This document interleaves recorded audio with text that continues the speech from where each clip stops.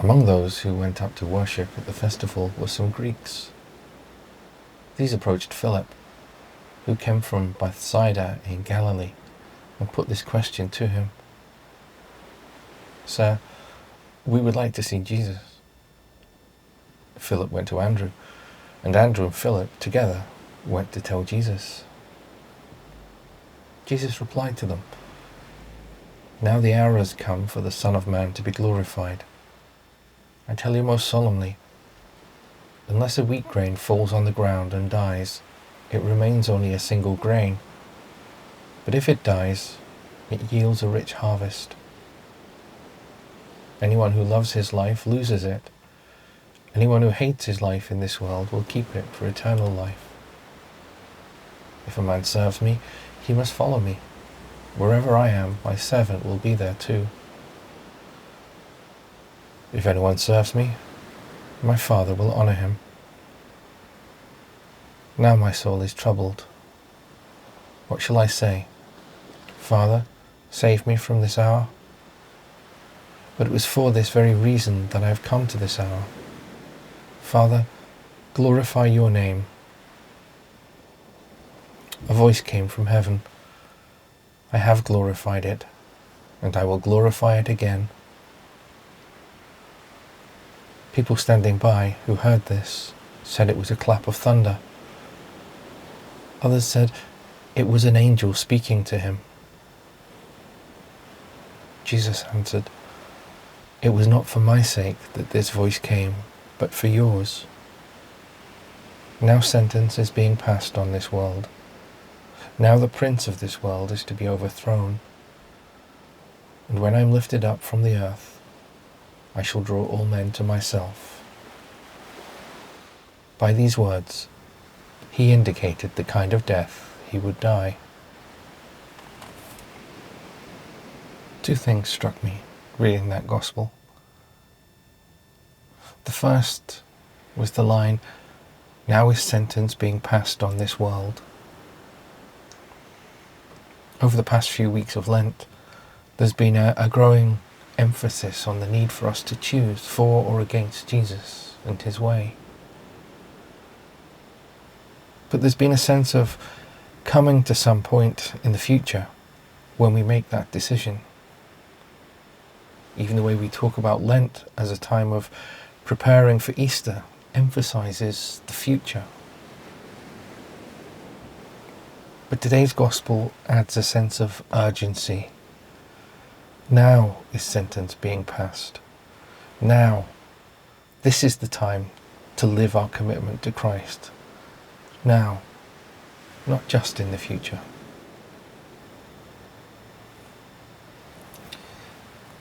The other thing that struck me reading that gospel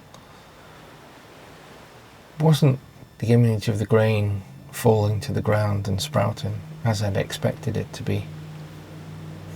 Even though after reading it, I couldn't get the hymn, "Now the green blade riseth," out of my head. No, what struck me was that the Greeks didn't go directly to Jesus, but went to Philip, who in turn went to Andrew, and together Philip and Andrew went to Jesus to tell him about the Greeks. I mistimed an appointment in air this morning. I came here too early, which is how I ended up sitting in the car down at the beach, watching dog walkers and joggers. But it gave me time to think about the gospel that I read. The other thing that struck me was that the Greeks didn't go directly to Jesus. They went first to Philip. And Philip went to Andrew. And together, Philip and Andrew went to Jesus to tell him about the Greeks.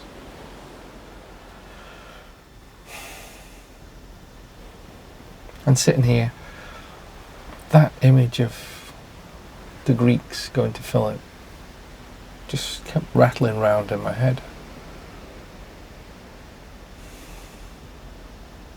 And I began thinking of the Greeks needing someone to take them to Jesus.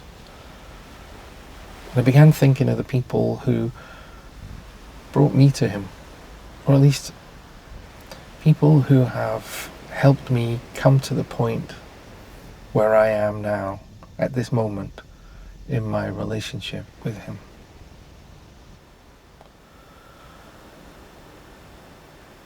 Parents were an obvious place to start.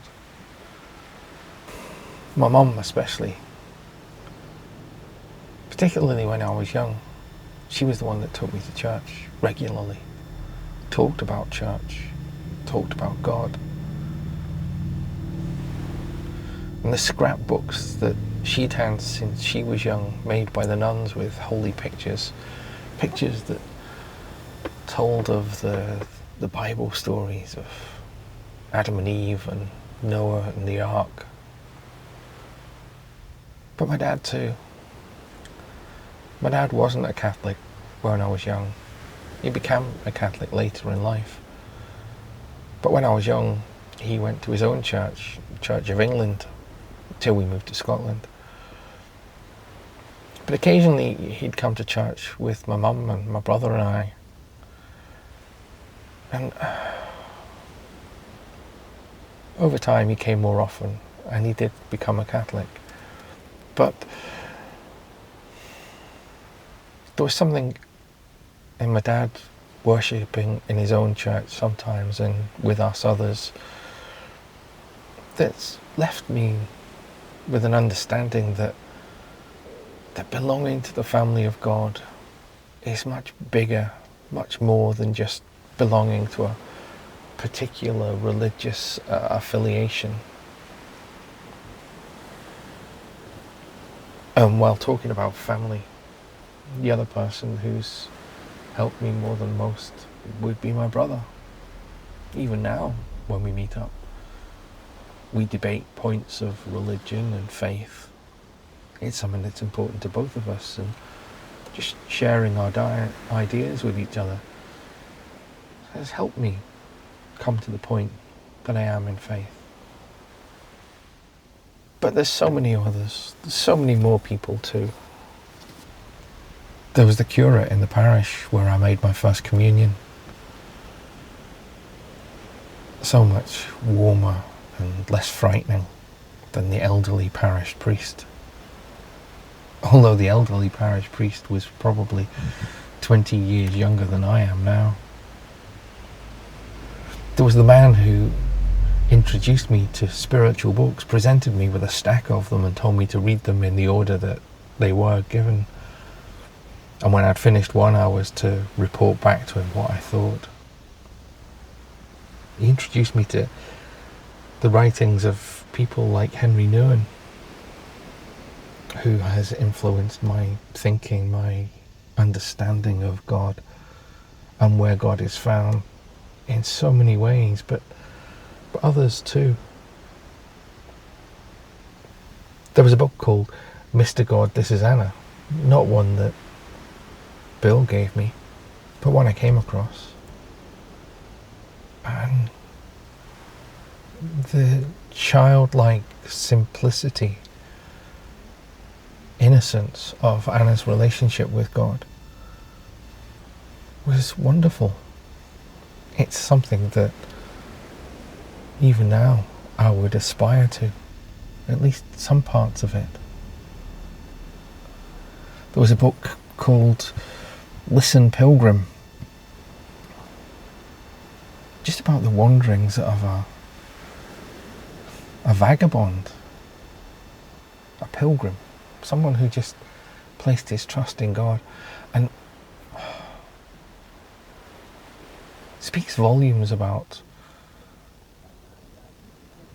where we can end up when we do trust God. People that I've never met, but whose writings have played an important part on who I am.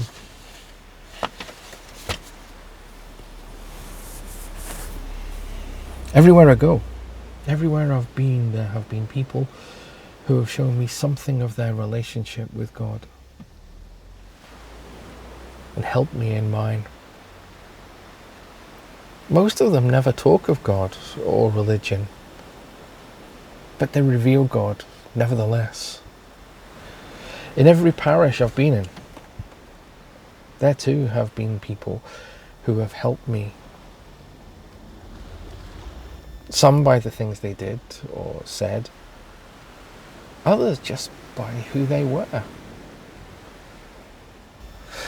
Sitting here, down at the front, so many faces of so many people come to mind.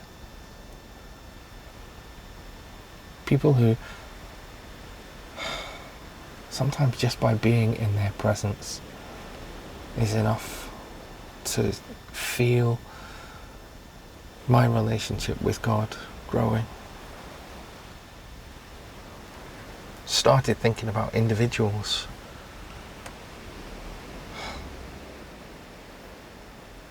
But it's overwhelming. Just so many.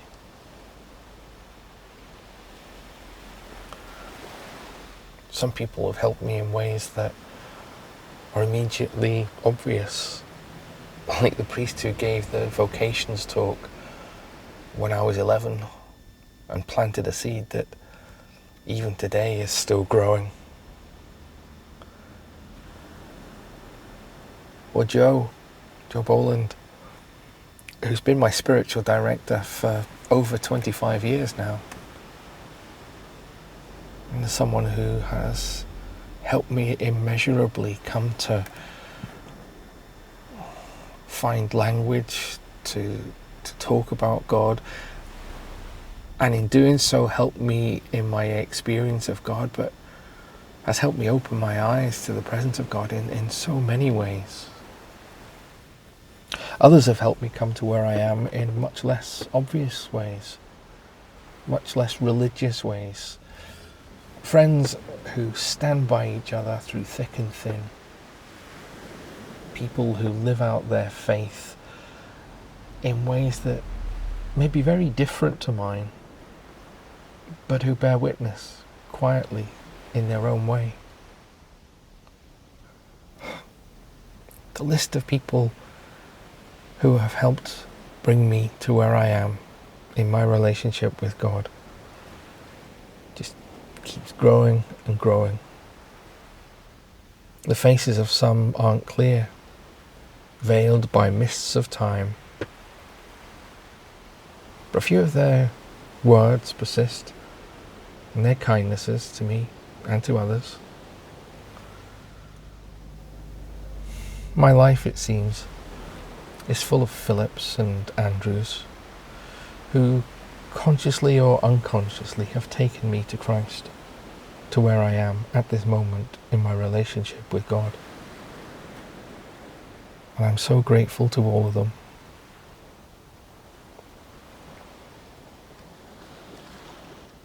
Maybe reflecting on the part Andrew and Philip have played, bringing the Greeks to God, to Jesus in the gospel. Maybe it's an invitation for you to think of some of the people who have helped you in your relationship with God, helped you come to the place where you are now, brought you in some way to Jesus. And remembering them, bringing them to mind. Maybe you too would like to give thanks.